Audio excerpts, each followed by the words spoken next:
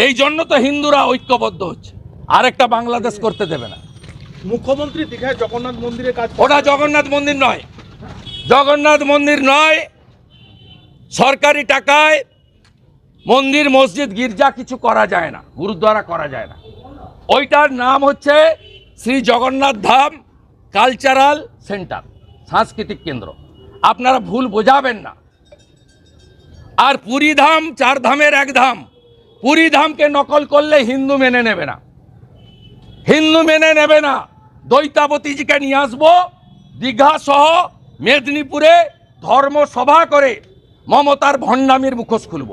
আর ওটা মন্দির নয়, ওটা কালচারাল সেন্টার, সরকারি টাকায়। আমরা রাম মন্দির গড়েছি হিন্দুদের টাকায়, সরকারের টাকায় নয়। আমরা নিধি দিয়েছি। কোনো ধর্মীয় প্রতিষ্ঠান সরকারি টাকায় করা যায় না, ওটা শ্রী জগন্নাথ ধাম কালচারাল সেন্টার। আর কোনো হিন্দু বিরোধী রেড রোডে নামাজ পড়তে যাওয়া মমতা ব্যানার্জিকে বিশ্বাস করে না, করে না, করে না।